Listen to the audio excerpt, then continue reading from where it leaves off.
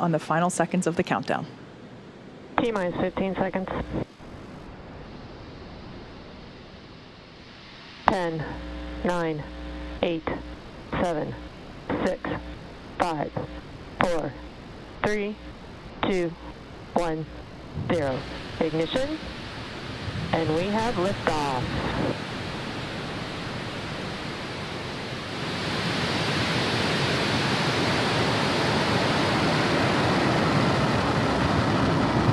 Stage 1 propulsion nominal.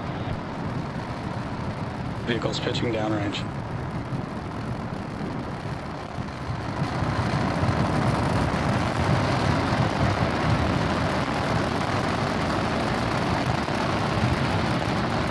We're now 30 seconds into flight, and Falcon 9 is preparing to pass through max Q, which will happen at T plus 1 minute and 12 seconds.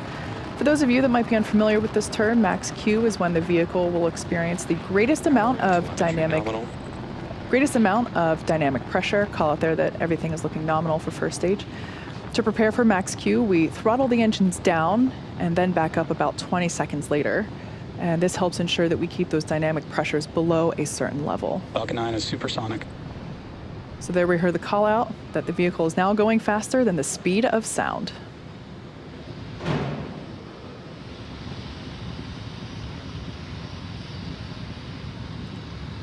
Vehicle is experiencing maximum dynamic pressure.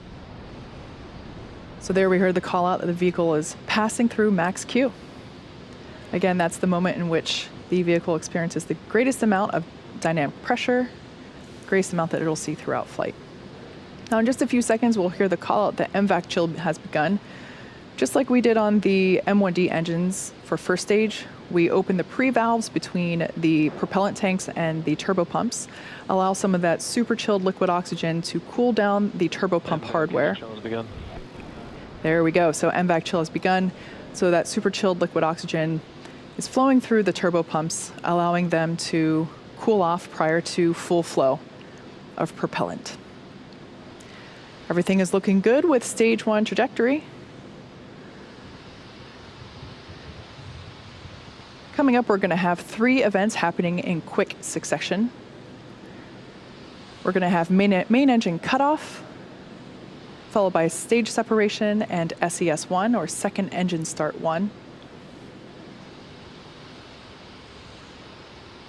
Main engine cutoff coming up in 3 seconds.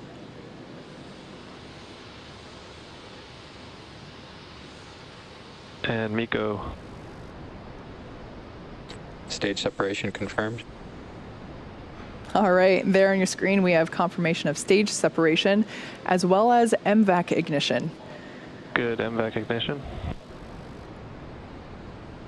Great view there of planet Earth rotating behind the first stage, which is on the left-hand side of your screen, and the second stage on the right-hand side.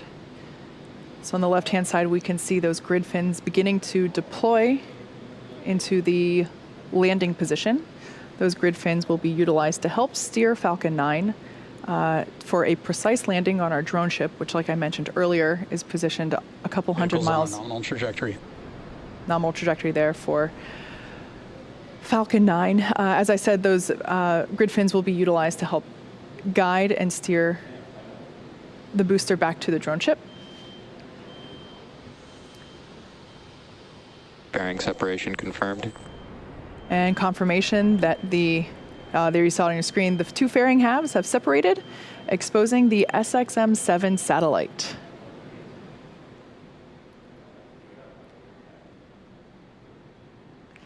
If you look closely, you can actually see the fairing disappearing from view in the background there.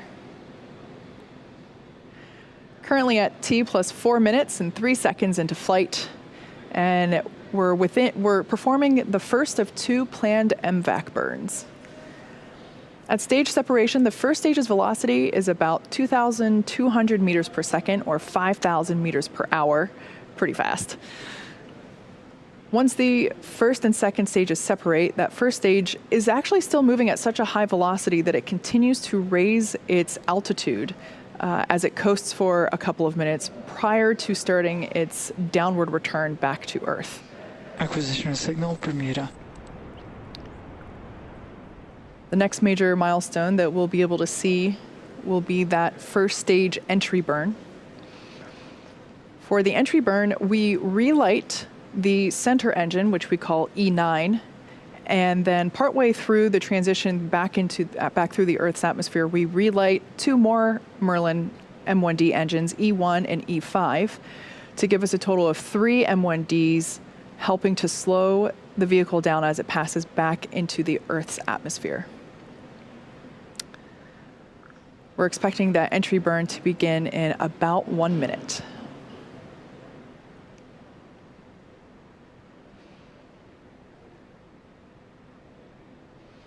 Trajectory continues to look good there on second stage, carrying the SXM-7 satellite for Sirius XM. Vehicle is on a nominal trajectory.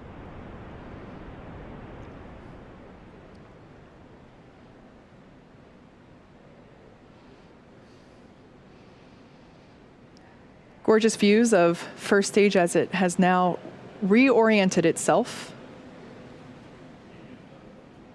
coasting through apogee and now returning back down. As I mentioned, we will be performing 2 maneuvers for that landing. First, entry burn coming up in about 10 seconds, followed of course by the landing burn on the drone ship. Stage 1 FTS is saved. First stage is currently about 50 miles above the Earth's surface. Stage 1 entry burn has started.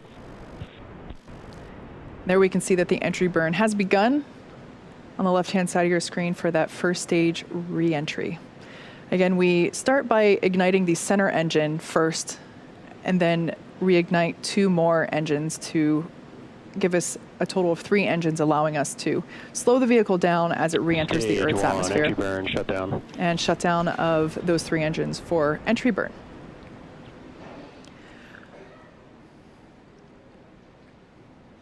Trajectory continues to look nominal there for second stage on the right-hand side of your screen. I love that view of the MVAC nozzle glowing orange with Earth behind it. Next up, we have a couple of major milestones happening back to back. The start of the landing burn followed immediately by SECO 1, or second engine cutoff 1, on the second stage. SECO is where we shut down that MVAC engine to allow the second stage to coast for a little bit. This event preserves the fuel until we need it for the final burn to take us to our targeted orbit for the SXM-7 satellite. And then about 25 seconds after SECO 1, we'll hopefully have a live view of the first stage touching down. Stage 2 is in terminal guidance. Touching down on our drone ship, just read the instructions. So we're expecting the landing burn to begin in about 10 seconds and SECO to begin in about 15 seconds. Stage 2 FTS is saved.